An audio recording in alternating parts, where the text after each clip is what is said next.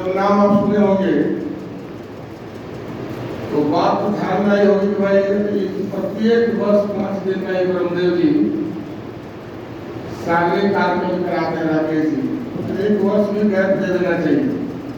ये प्रति वर्ष 5 दिन में ही कराते हैं। आप लोग सब लोग पीएड है, बीपीएड है, तृतीय वर्ष है, द्वितीय वर्ष है,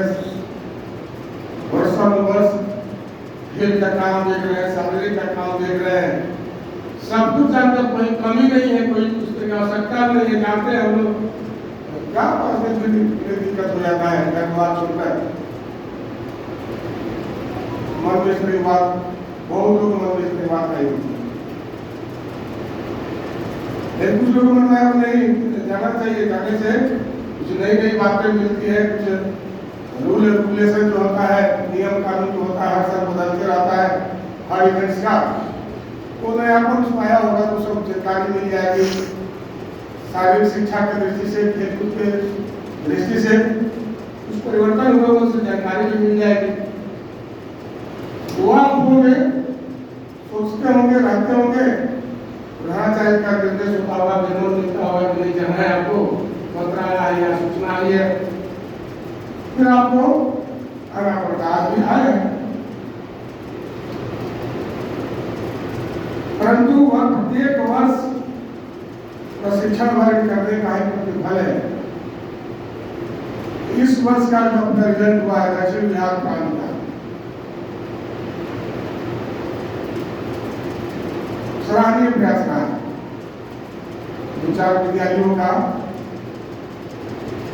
बहुत ही अच्छी उपलब्धि रही है और उस विद्यालय के कारण प्रांत की उपलब्धि क्षेत्र में बहुत अच्छी रही है, अपने देश में उपलब्धि अच्छी रही है।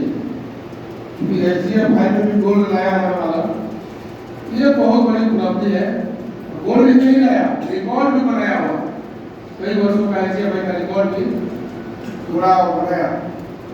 तो ये मेरे लिए और आप सबके लिए प्रशंसनीय है, सराहनीय है। परंतु इतना मात्र से हो जाएगा यह ठीक नहीं है। बस एक गोल्ड आ गया, 2 गोल्ड आ गया ऐसी भाई में, इससे काम चलने वाला नहीं है। विद्या भारती जब से प्रारंभ हुई, कालांतर में विभिन्न प्रकार के प्रयोग विद्या भारती करते आई। 77 में अखिल भारतीय स्वरूप मिलने के बाद बच्चों के विकास के लिए यह चिंतन होना जब हुआ, बालक का विकास पर फोकस हम लोग करें, बालक का सर्वांगीण विकास हो, इस दृष्टि से कोई काम हो, तो विद्वज्जनों के द्वारा, मनन के द्वारा, चिंतन के द्वारा, शोध के द्वारा, विशेषज्ञों से वार्ता के आधार पर केंद्रीय आधारभूत 5 केंद्रीय आधारभूत विषय की बात चली और 5 आधारभूत विषय अपने विद्या भारती में शामिल किया गया, चर्चा करके इसको लागू किया गया। तो 5 केंद्रीय आधारभूत विषय के बारे में हम सभी जानते हैं, सबको ध्यान में है। बालक का यदि हम सर्वांगीण विकास चाहते हैं, होलिस्टिक डेवलपमेंट चाहते हैं, तो उसका अन्वय प्राण का कोष का विकास होना चाहिए, मनोमय कोष का विकास होना चाहिए, ज्ञानमय कोष का विकास होना चाहिए, आनंदमय कोष का विकास होना चाहिए, प्राणमय कोष का विकास होना चाहिए। इस दृष्टि से 5 केंद्रीय आधारभूत से विद्या भारती अपने पाठ्यक्रम में, और सोचिए अनुमान लगा सकते हैं, 77 के बाद और 88 के बीच की मैं बात बता रहा हूँ, और उस समय जो 5 केंद्रीय आधारभूत विषय बालक के विकास के लिए जो तय किया गया, उसमें बालक शारीरिक शिक्षा है, जिससे अनुमय प्राप्त करने को विकास होता है, और संगीत, संस्कृत, योग, नैतिक, और वो 5 जो आज हूबहू 2020 में जो राष्ट्रीय शिक्षा नीति लागू हुई है, उसमें सारी बातें उसमें शामिल की गई। सोचिए 88 से पहले 77 के बीच की बात बता रहा हूँ, उस समय हमारे शिक्षाविद, हमारे श्रेष्ठ लोग चिंतन किए कि बालक का विकास का आधार क्या हो सकता है। विभिन्न शास्त्रों से उन्होंने संग्रह किया, शोध किया और शोध और मनन और संग्रह के आधार पर उन्होंने केंद्रीय आधार पर से लागू किया। उसमें पहला है शारीरिक शिक्षा, और शारीरिक शिक्षा को राष्ट्रीय शिक्षा नीति में इस तरह कर दिया गया है, इस तरह कर दिया गया, महत्व दिया गया है, प्राथमिकता दी गई है कि उसके बिना मान्यता भी सीबीएसई से विद्यालय को नहीं मिले। अब सोच लीजिए, सब कुछ है और मैदान में ये खेल का शारीरिक शिक्षा की दृष्टि से कोई आपके व्यवस्था नहीं है, तो मान्यता आपको सरकार में देगी। कितना महत्व है। तो ये जो पठन पाठन और बालक के सर्वांगीण विकास की दृष्टि से विद्या भारती ने 77 के बाद लागू किया, 88 से खेल कूद प्रारंभ हो गया। पहले शारीरिक दोनों एक ही साथ था, आज अलग अलग किया गया, लेकिन मूल रूप से हर विद्यालय में अक्सर ये देखा गया था, ऊपर से लेकर नीचे तक दो भाग किया गया, लेकिन प्रमुख एक ही लोग होते हैं। शारीरिक की वही संभालते हैं, शारीरिक की बात आती है तो वही करते हैं, खेल की बात आती है तो वही करते हैं। दोनों का प्रशिक्षण है, उधर बैनर में भी लिखा हुआ शारीरिक है और खेल कूद प्रशिक्षण वाले हैं, दोनों की दृष्टि से बात कर रहे हैं। उस समय लगाया गया 88 में खेल कूद प्रारंभ हुआ, पहला खेल कूद प्रारंभ हुआ, और आज 36वां है, जिसमें कई तरह की गैपिंग भी हुई है विशेष कारणों से। लेकिन आज तक विद्या भारती इस काम को अवगत करते आ रही है। परिणाम के बारे में कुछ चर्चा उपलब्धि के बारे में समझे चुकी है, कैसे कैसे हम लोग आगे बढ़े हैं।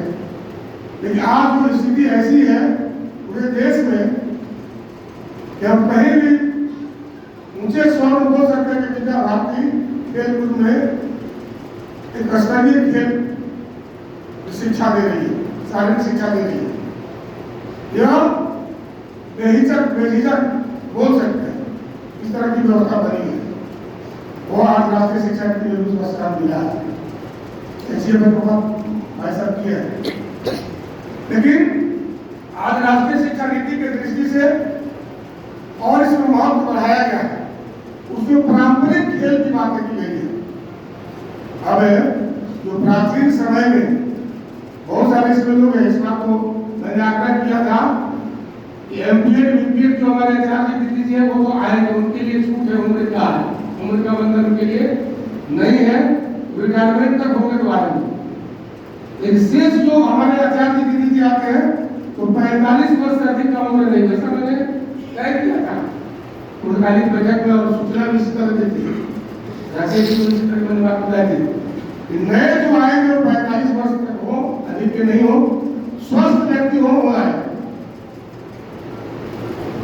किसी वर्ष के हैं तो आ सकते हैं, क्यों आ सकते हैं कि वो स्वस्थ रहते हैं, उनकी दिनचर्या शारीरिक दृष्टि से ठीक रहती है। लेकिन पिछले वर्ग में जो मैंने ध्यान दिया उसमें ध्यान आया कि कई लोग हार्ट का जो प्रॉब्लम था, कई लोग का पेट का प्रॉब्लम था, कई लोग को वापस करना पड़ा, यहीं से वापस करना पड़ा, सब तक छोड़कर वो पिछाड़ सोए रहते थे। ध्यान में कि उम्र का दोष होता है, इनको अभ्यास नहीं है, किसी को भेज के ऐसा नहीं करना है। कुछ आप अभी बैठे कर अभी लग रहा है कि कुछ उम्र की दृष्टि से कुछ लोग ठीक है, 50 से सब अंदर है, एकाध लोग को छोड़ दिया जाए तो 50 के अंदर सब लोग हैं, एकाध लोग ही पार किए हैं। सोचने का और उपाय होंगे, ये अच्छी टीम दिखाई पड़ रही है, लेकिन ये सिर्फ जो है पढ़ने और आगे से नहीं होगा।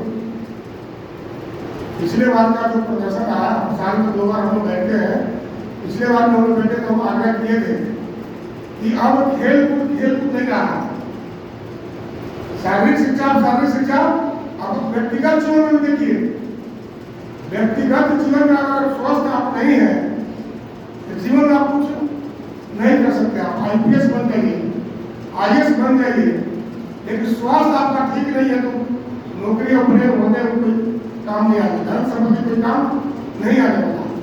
इसलिए सबसे बड़ा धन अपना स्वस्थ है, शरीर है। अगर स्वस्थ रहना है, आगे बढ़ना है, कुछ करना है, अपने स्वस्थ रहना पड़ेगा। जब आप स्वस्थ रहिएगा, तो बालक को भैया मन को स्वस्थ रहिएगा।